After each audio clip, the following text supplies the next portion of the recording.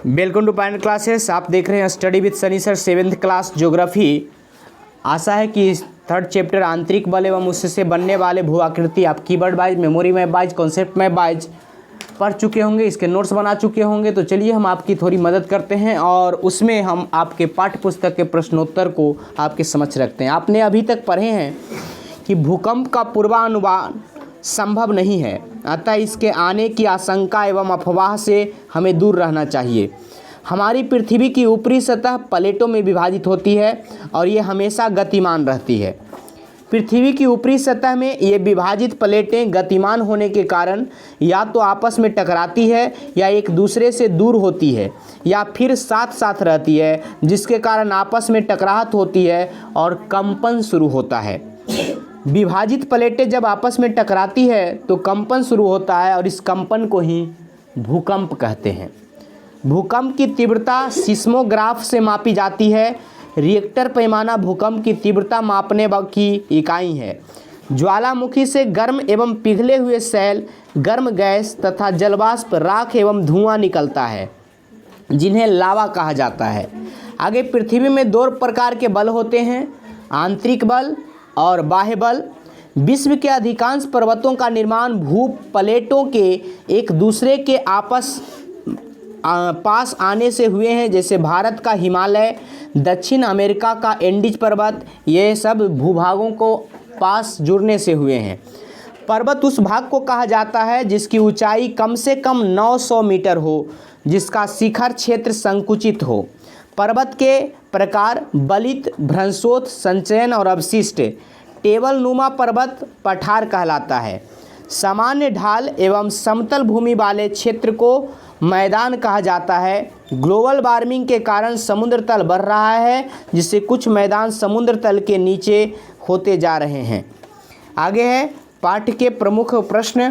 पृष्ठ संख्या 15 में एक प्रश्न है कि वर्ष 2010 में आइसलैंड के ज्वालामुखी के सक्रिय होने के कारण यूरोप की ओर जाने वाली उड़ानें कई सप्ताह तक रद्द कर दी गई। कारण बताइए।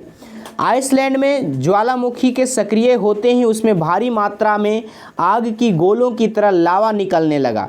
भूमि पर तो यह लगभग 4 किलोमीटर तक चारों ओर फैला ही आसमान में काफ़ी ऊंचाई तक उठता रहा। इससे वहां आसपास का आसमान काफ़ी तप्त हो गया। उस तप्त वायुमंडल से होकर हवाई जहाज़ का उड़ान भरना खतरे से खाली नहीं था। इसी कारण यूरोप जाने वाली उड़ानें रद्द कर देनी पड़ी। आगे पता कीजिए कि जापान में सर्वाधिक भूकंप क्यों आते हैं। भूकंप आते हैं परंतु वहाँ जान माल की क्षति अपेक्षाकृत कम होती है, क्यों? तो भूकंप के झटकों से बचाव के लिए पहले जापान में लकड़ी के घर बनते थे और आज भी बनते हैं। वहाँ के सभी प्राचीन मंदिर, पैगोडा लकड़ी के ही बने हैं। अब जो अमीरों के नए मकान वहाँ बनते हैं वे भूकंप रोधी होते हैं। इसी कारण भारी और अधिक भूकंप आने के बावजूद वहाँ जान माल की क्षति अपेक्षाकृत कम होती है। अगला प्रश्न है आपका, वैसे क्षेत्र की सूची बनाइए जिनके अस्तित्व पर खतरा मंडरा रहा है क्योंकि वे समुद्र तल के नीचे चले जाएंगे। तो आप उत्तर में लिखेंगे कि भारत के तटीय द्वीप, खासकर बंगाल के डेल्टा क्षेत्र के द्वीप जो पहले जलमग्न होंगे, तटवर्ती गांव और शहर भी उसके शिकार हो सकते हैं। भारत के पश्चिम में अवस्थित सभी भारतीय द्वीप समुद्र तल के नीचे हो जाएंगे। विदेशों में श्रीलंका और मालदीव के डूबने का डर बना रहेगा। आगे है आपका पाठ्यपुस्तक के प्रश्न। छोटा नागपुर क्या है? तो ये छोटा नागपुर क्या है? आपका एक पठार है। भू सतह पर भूकंप के केंद्र के ऊपर स्थित स्थान को क्या कहा जाता है? तो उसे अधिकेंद्र कहा जाता है। भारत को कितने भूकंप तीव्रता के क्षेत्र में बांटा गया है? तो ये आपको 5 क्षेत्रों में बांटा गया है। सतपुरा पर्वत उदाहरण है, तो ये आपका भ्रंश घाटी का उदाहरण है। आगे है मिलान करें, तो हम मिलान करते हुए बता रहे हैं, जैसे हिमालय बलित पर्वत का उदाहरण है। फ्यूजियामा संचयन पर्वत है। अरावली ये अवशिष्ट पर्वत है और दक्कन ये लावा निर्मित पर्वत है। आगे स्पष्ट कीजिए। अधिकेंद्र, तो भूकंप के उद्गम केंद्र के भू सतह पर उसके निकटतम स्थान को अधिकेंद्र कहा जाता है। भूकंप में सर्वाधिक क्षति अधिकेंद्र के पास ही होती है, क्योंकि इस भाग में सर्वाधिक कंपन होता है। अधिकेंद्र से कंपन दूरी बढ़ने के साथ कम होती है। आगे उद्गम केंद्र, भूपर्पटी के नीचे का वह स्थान जहां से कंपन शुरू हुआ है उसे भूकंप का उद्गम केंद्र कहते हैं। सिस्मोग्राफ, इस यंत्र से भूकंप की तीव्रता मापी जाती है। रिएक्टर पैमाना, जिस पैमाने में भूकंप की तीव्रता को मापते हैं उस पैमाने को रिएक्टर पैमाना कहते हैं। सिस्मोग्राफ का पैमाना रिएक्टर ही होता है। आगे भूकंप के झटके क्यों आते हैं, तो आप उत्तर लिखेंगे हमारी पृथ्वी की ऊपरी सतह, हमारी पृथ्वी की ऊपरी सतह प्लेटों में विभाजित है जो हमेशा गतिमान रहती है। उस गति के कारण कुछ प्लेट एक दूसरे के पास आती हैं तो कुछ दूर जाती हैं तो कुछ एक साथ रहती हैं, जिस कारण आपस में टकराहट होती है और कंपन शुरू होता है। इस कंपन के कारण भूकंप के झटके आते हैं। आगे भूकंप का मानव जीवन पर क्या प्रभाव पड़ता है। भूकंप की घटना यदि मानव बसाव वाले क्षेत्र में होती है तो अत्यंत विनाशकारी होती है और इससे जान माल की अपार क्षति होती है। कई मकान ध्वस्त हो जाते हैं जिनके मलबे में कई लोग दबकर मर जाते हैं। आगे ज्वालामुखी किसे कहते हैं, तो जब पृथ्वी के अंदर से गर्म एवं पिघले हुए सैल, गर्म गैस तथा जलवाष्प, राख, धुआं जिसे लावा कहते हैं, बाहर निकलने लगते हैं तो इस तरह के तप्त अग्नि ज्वाला को ज्वालामुखी कहते हैं। ज्वालामुखी ने मानव जीवन को प्रभावित किया कैसे। ज्वालामुखी से हमारा जीवन बहुत अधिक प्रभावित होता है, कई बार यह विनाशकारी भी होता है। वर्ष 2010 में आइसलैंड में ज्वालामुखी सक्रिय हो उठा। ज्वालामुखी सक्रिय होने पर पृथ्वी के भूपटल पर पिघले हुए सैल, गर्म गैस तथा जलवाष्प, राख, धुआं वातावरण में फैल गया, जिससे यूरोप की ओर जाने वाली उड़ानें कई सप्ताह तक रद्द करनी पड़ी और दूसरी ओर यह ठंडा होकर उपजाऊ जमीन देती है। इससे मानव जीवन कुप्रभावित होता है तो लाभान्वित भी होता है। अगला प्रश्न है आपका, पृथ्वी की आंतरिक शक्तियों के परिणाम स्वरूप निर्मित होने वाली स्थलाकृत कौन कौन सी है, वर्णन कीजिए। तो आप उत्तर लिखेंगे पृथ्वी की आंतरिक शक्तियों के परिणाम स्वरूप निर्मित होने वाले स्थलाकृत हैं पर्वत, पठार और मैदान। पर्वत किसे कहते हैं, तो पृथ्वी के धरातल के उस श्रेणी या उच्च भाग को पर्वत कहा जाता है जिसकी ऊंचाई कम से कम 900 मीटर हो और जिसका शिखर क्षेत्र संकुचित हो, मतलब शंकुआनुमा हो। पर्वत 4 प्रकार के होते हैं, बलित पर्वत, भ्रंशोत्थ पर्वत, संचयन पर्वत और अवशिष्ट पर्वत।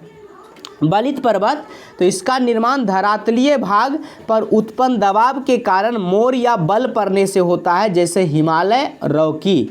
भ्रंशोत्थ या ब्लॉक पर्वत, इसका निर्माण भूतल के किसी क्षेत्र के समानांतर भ्रंश के बाद बीच का भाग ऊपर उठा रह जाने से होता है, जैसे भारत का विंध्याचल पर्वत और यूरोप का ब्लैक फॉरेस्ट। संचयन पर्वत या ज्वालामुखी पर्वत, इसका निर्माण ज्वालामुखी द्वारा निकले लावा को ठंडा होकर जम जाने से होता है, जैसे फ्यूजियामा जो कि जापान में है और किलीमंजारो जो कि अफ्रीका आदि में है। आगे है अवशिष्ट पर्वत। अपर्दन की शक्तियों द्वारा पर्वत के भाग कटते छटते रहते हैं, ये अपर्दित भूभाग अवशिष्ट पर्वत कहलाते हैं, जैसे अरावली पर्वत। आगे पठार, धरातल की वैसी आकृति जो समुद्र तल या समीपवर्ती धरातल के बीच ऊंचा प्रतीत होता है तथा प्रायः खड़ी ढाल वाला होता है तथा इसके ऊपरी सतह काफ़ी विस्तृत क्षेत्र में फैली होती है, इसे पठार कहते हैं। कभी कभी पठार के ऊपर छोटी छोटी पहाड़ियाँ पाई जाती है, जिसके कई प्रकार हैं, जैसे महाद्वीपीय वायु निक्षेप, हिमनदी निक्षेप, लावा निर्मित अंतर पर्वतीय गिरिपद पठार आदि। आगे मैदान, सामान्य ढाल एवं समतल भूमि वाले क्षेत्र मैदान कहलाते हैं, जैसे गंगा का मैदान।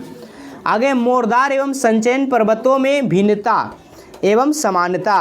मोरदार पर्वत का निर्माण धरातलीय भाग पर उत्पन्न दबाव के कारण मोर या बल पड़ने से होता है, जबकि संचयन पर्वत का निर्माण ज्वालामुखी से निकले लावा के ठंडा होने से होता है। दोनों पर्वत ऊंचे होते हैं, लेकिन मोरदार पर्वत काफ़ी ऊंचे होते हैं जिससे उन पर बर्फ जम जाती है, लेकिन संचयन पर्वत उतने ऊंचे नहीं होते जिससे उन पर बर्फ नहीं जमती। सामान्यता यह है कि दोनों को पर्वत ही कहा जाता है। इन दोनों प्रकार के पर्वतों के निर्माण पृथ्वी के आंतरिक बलों के प्रभाव स्वरूप होता है।